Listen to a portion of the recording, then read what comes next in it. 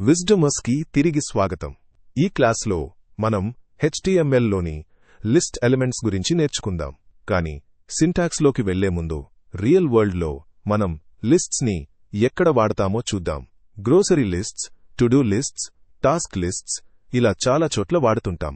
HTML లో కూడా మనం అచ్చం ఇలాంటి స్ట్రక్చర్స్ ని క్రియేట్ చేయవచ్చు. ఇందులో ప్రధానంగా రెండు రకాల లిస్ట్స్ ఉంటాయి: ఆర్డర్డ్ లిస్ట్స్ మరియు అన్ఆర్డర్డ్ లిస్ట్స్. ముందుగా ఆర్డర్డ్ లిస్ట్తో మొదలు పెడదాం. లిస్ట్లో ఉన్న ఐటమ్స్ యొక్క నిర్దిష్టమైన సీక్వెన్స్ అత్యంత ముఖ్యమైనప్పుడు మనం ఈ ఆర్డర్డ్ లిస్ట్ని ఉపయోగిస్తాం. ఒక ఆర్డర్డ్ లిస్ట్ యొక్క ట్యాగ్ నేమ్ OL. ఈ లిస్ట్ లోపల ఒక యాక్చువల్ లిస్ట్ ఐటమ్ని క్రియేట్ చేయడానికి మనం LI ఎలిమెంట్ని వాడతాము. LI అంటే లిస్ట్ ఐటమ్ అని అర్థం. మనం 5 ఎలిమెంట్స్ ఉన్న ఒక లిస్ట్ని క్రియేట్ చేయాలనుకుంటే పేరెంట్ అయిన OL ఎలిమెంట్ లోపల 5 LI ఎలిమెంట్స్ని పూర్తిగా నెస్ట్ చేయాలి. మనం ఈ కోడ్ని ఎగ్జిక్యూట్ చేస్తే బ్రౌజర్లో చూడండి. డిఫాల్ట్గా ఈ ఆర్డరింగ్ 1 2 3 4 మరియు 5 అనే నంబర్స్తో మార్క్ చేయబడి ఉంటుంది. కానీ ఒక ఆర్కిటెక్ట్గా మీరు అట్రిబ్యూట్ని ఉపయోగించి దీన్ని upper case letters, lower case letters లేదా రోమన్ న్యూమరల్స్ లాగా కస్టమైజ్ చేయవచ్చు.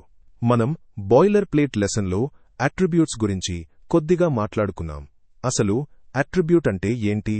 ఒక HTML ఎలిమెంట్ గురించి అదనపు సమాచారాన్ని ఇస్తూ దాని డిఫాల్ట్ అపియరెన్స్ లేదా బిహేవియర్ని మార్చేదాన్నే అట్రిబ్యూట్ అంటారు. ఉదాహరణకు మన OL ఎలిమెంట్ టైప్ అనే ఒక అట్రిబ్యూట్ని సపోర్ట్ చేస్తుంది. ఓపెనింగ్ OL ట్యాగ్ లోపల మనం టైప్ అప్పర్ కేస్ A అనిస్తే ఆ లిస్ట్ ఆర్డర్ నంబర్స్ నుండి అప్పర్ కేస్ ఆల్ఫబెట్స్ కి మారుతుంది. అదే లోవర్ కేస్ A ఇస్తే లోవర్ కేస్ ఆల్ఫబెట్స్ వస్తాయి. మనకు లోవర్ కేస్ రోమన్ నంబర్స్ కావాలంటే టైప్ లోవర్ కేస్ I అని, అప్పర్ కేస్ రోమన్ నంబర్స్ కావాలంటే టైప్ అప్పర్ కేస్ I అని వాడతాము. ఇప్పుడు ఒక ఆర్కిటెక్ట్స్ క్వశ్చన్: మన లిస్ట్ సీక్వెన్స్ J అనే అక్షరంతో మొదలవ్వాలి అనుకుంటే ఎలా? డైరెక్ట్గా టైప్ J అని ఇవ్వొచ్చా? లేదు, బ్రౌజర్ దాన్ని ఒప్పుకోదు. దీనికోసం మనం రెండు అట్రిబ్యూట్స్ని కలుపుతాం. మనకు లోవర్ కేస్ లెటర్స్ కావాలి కాబట్టి టైప్ A అని ఇచ్చి దానికి స్టార్ట్ అనే ఇంకో అట్రిబ్యూట్ని జతచేస్తాం. J అనేది ఆల్ఫాబెట్స్లో 10వ అక్షరం కాబట్టి మనం స్టార్ట్ 10 అని ఇస్తాం.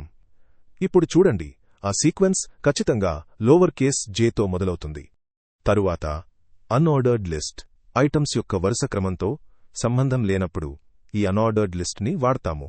ఫీచర్స్ లేదా రెసిపీకి కావాల్సిన ఇంగ్రీడియంట్స్ లేదా సాధారణ బుల్లెట్ పాయింట్స్కి ఇది చాలా పర్ఫెక్ట్. దీనిని మనం UL ట్యాగ్తో క్రియేట్ చేస్తాం.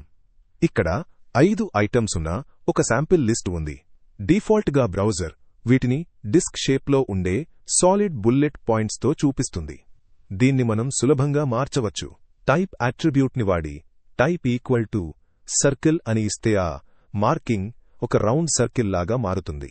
అదే టైప్ స్క్వేర్ అని ఇస్తే స్క్వేర్ షేప్కి మారుతుంది. ఈ విధంగా అట్రిబ్యూట్స్ని వాడి మనం లిస్ట్ ఎలిమెంట్స్ యొక్క డిఫాల్ట్ ప్రాపర్టీస్ని మార్చవచ్చు. ఈ క్లాస్కి అంతే. మన నెక్స్ట్ క్లాస్లో సెల్ఫ్ క్లోజింగ్ ఎలిమెంట్స్ లేదా వాయిడ్ ఎలిమెంట్స్ అనే ఒక స్పెషల్ కేటగిరీ గురించి నేర్చుకుందాం. ఈ వీడియో మన కంప్లీట్ HTML5 మరియు CSS3 కోర్సులో భాగం. పూర్తి కోర్సు లింక్ డిస్క్రిప్షన్లో ఉంది. దయచేసి లైక్, షేర్, సబ్స్క్రైబ్ చేయండి. నెక్స్ట్ అప్డేట్ మిస్ అవ్వకుండా బెల్ ఐకాన్ని ప్రెస్ చేయడం మర్చిపోవద్దు. నెక్స్ట్ క్లాస్లో కలుద్దాం.